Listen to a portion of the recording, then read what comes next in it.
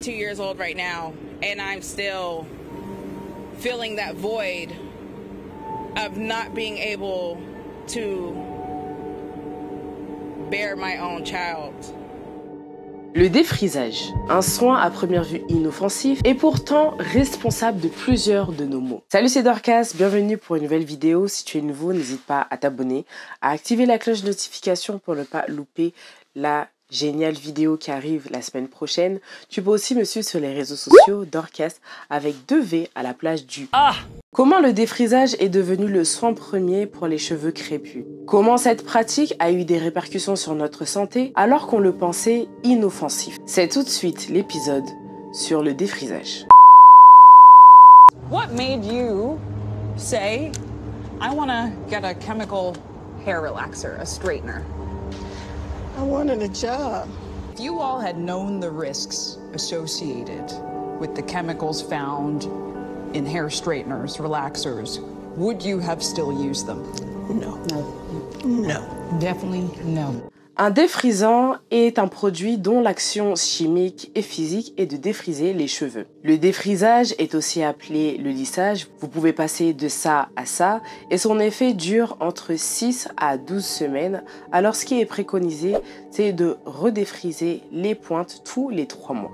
Chignon, tissage ou quel que soit le rajout, il y a certaines coupes qui exigent carrément d'avoir les cheveux défrisés pour un résultat parfait. Mais comment le défrisage est-il apparu dans nos vies? Le défrisage, ou appelé aussi relaxant, a été commercialisé pour la première fois en 1905 par une coiffeuse, Madame C.J. Walker. C'est la pionnière en termes de CEO self-made. Elle tenait un salon de coiffure. Elle a inventé plusieurs produits capillaires dans le but de soigner des problèmes de cuir chevelu qui concernaient les femmes noires, dus à une mauvaise alimentation, une difficulté d'accès à l'eau courante, donc une difficulté de maintenir une hygiène saine. Elles utilisaient beaucoup aussi de produits agressifs pour leurs cheveux, ce qui provoquait des maladies, des infections, des brûlures, des pellicules et la chute de cheveux. Elle a inventé la technique du peigne chaud, qui est un peigne amélioré qu'on appelle aujourd'hui plus communément le peigne chauffant, qui consiste juste à prendre un peigne,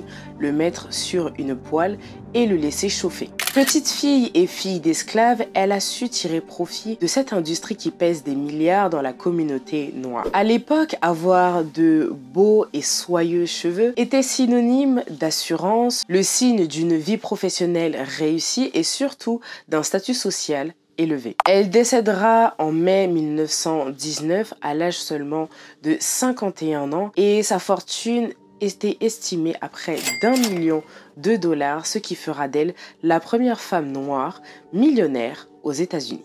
Après son décès, les États-Unis étaient en pleine ségrégation raciale, une politique qui sépare les races, les noirs d'un côté et les blancs de l'autre, et le défrisage était perçu comme la solution pour les noirs afin d'intégrer la société blanche américaine. Cette méthode sera perfectionnée par l'inventeur et le businessman Garrett Morgan, qui créera dans les années 1970 la version la plus courante du défrisage, des crèmes défrisantes. Toutefois, le défrisage a des origines, un passé très douloureux qui se trouve dans la période de l'esclavage. Durant l'esclavage, énormément de choses étaient symboles d'identité, comme la musique, le gospel est né pendant cette période, mais aussi les cheveux qui étaient un lien avec son ethnie. Pendant cette période, beaucoup ont subi des tortures psychologiques, physiques, certains voyaient leurs membres mutilés et d'autres se voyaient même la tête plonger la première dans un mélange d'eau et de soude. Cette pratique entraînait des brûlures, mais aussi en ressortant la tête, les cheveux étaient complètement lisses. Et c'est comme ça que le concept du défrisage est né. Plus les temps passent, plus le défrisage prend de plus en plus de place dans la communauté noire pour devenir un indispensable pour certains qui ne cessent de se défriser les cheveux et gommer la texture de leurs cheveux à tout jamais. C'est devenu quelque chose de culturel qu'on a banalisé, mais il y a quelques années, la tendance s'est inversée et a laissé place au mouvement nappy. Celui de recommencer à zéro avec ses cheveux et sa texture naturelle. Et à partir de ce moment-là, les dégâts liés au défrisage ont commencé à émerger. C'est en 2016 que 100 000 femmes vont se regrouper et vont porter plainte contre le groupe L'Oréal pour avoir commercialisé sous ces différentes marques du défrisage. Les plaignantes réclament un procès des dommages-intérêts qui avoisine les 5 millions de dollars car le produit commercialisé engendre des brûlures troublantes et inquiétantes dont la chute de cheveux, une irritation du cuir chevelu, des vésicules et des brûlures. Et le produit au cœur de ce procès est le défrisage. Mais l'affaire qui retient l'attention de tout le monde est celle menée par le célèbre avocat Ben Crump, qui est aussi l'avocat de la famille de George Floyd. Il a lancé une action sociale sous le nom d'une américaine, mais en regroupant les plaintes de toutes les femmes pour avoir beaucoup plus de force et de poids. Et son but est de dénoncer ces entreprises qui trompent les femmes noires pour augmenter leurs profits. Car oui, toutes ces femmes qui ont intenté un procès à L'Oréal ont tous un point commun.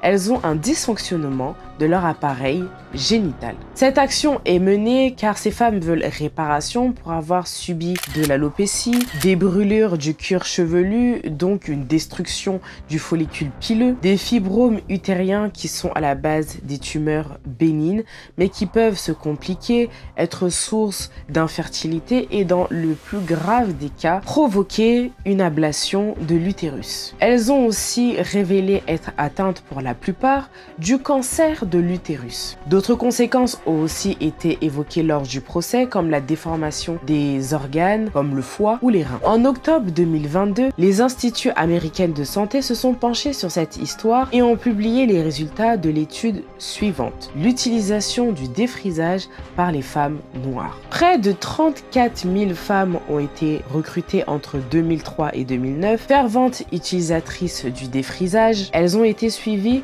pendant près de 11 ans. À la fin de l'étude, parmi toutes ces femmes, près de 378 femmes ont été diagnostiquées comme souffrant du cancer de l'utérus. C'est la première fois qu'on peut établir un lien de causalité entre le défrisage et le cancer de l'utérus. Dans cette même étude, on nous explique qu'une femme qui n'a jamais utilisé de défrisant a 1,64% d'être atteinte du cancer de l'utérus face aux femmes qui ont l'habitude d'utiliser ce genre de produit qui, elles, ont près de 4% de chances d'avoir ce cancer. Et ce risque est doublé pour les femmes qui utilisent le défrisant plus de 4 fois dans l'année. Ce n'est pas la première fois que le défrisage est critiqué. Déjà à l'époque où la technique était à la mode, le défrisage était déjà problématique. C'est comme ça que le mouvement nappy, les coupes afro ont fait leur émergence. Énormément de stars vont adopter ce look-là pour apporter leur soutien à ce mouvement. Le but était d'inciter la population d'arrêter de modifier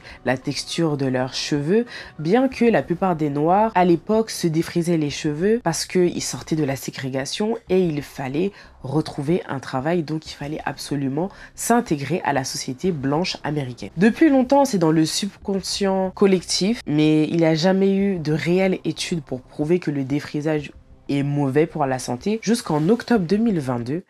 Et oui les gars, le cancer. Juana Gordon a vaincu le cancer de l'utérus en 2015. Elle raconte qu'elle avait l'habitude de défriser ses cheveux tous les 4 semaines jusqu'au jour où elle a perdu la totalité de ses cheveux. Les marques aussi ne nous ont jamais aidés là-dessus. L'Oréal a fait un communiqué pour dire que leurs produits sont safe, passent par des tests, que c'est fait en laboratoire, que la qualité et surtout l'effet sur les humains est surveillé. Ils nous ont toujours vendu un produit comme safe, adapté aux cheveux afro. Il existe des défrisants pour adultes et pour enfants et même dans ces deux catégories, on peut avoir plusieurs intensités comme le médium, le soft ou le défrisage super high pour se brûler les cheveux. Sans parler du packaging, mais qui n'a jamais rêvé de ressembler à ces petites filles? Elles nous vendaient clairement du rêve. Mais laissez-moi vous dire un secret.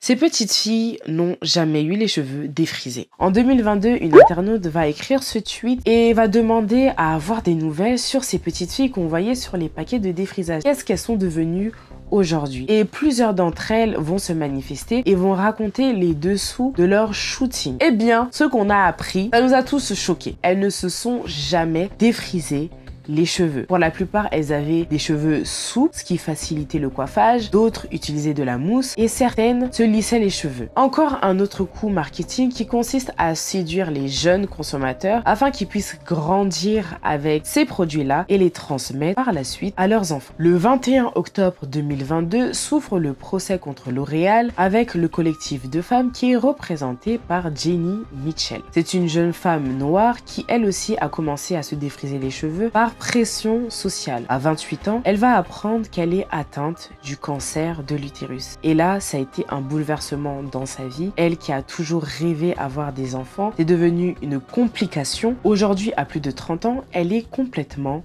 dévastée. Des femmes comme elle, il en existe des milliers. Cette année-là, 66 000 cas de cancer de l'utérus ont été recensés et près de 22 000 personnes sont décédées à la suite de ce cancer. On arrive à la fin de cette vidéo. Si ça t'a plu, n'hésite pas à liker, à t'abonner, à activer la cloche de notification pour ne pas louper la vidéo de la semaine prochaine. On se voit dimanche prochain à la même heure, 18 h. Bye bye!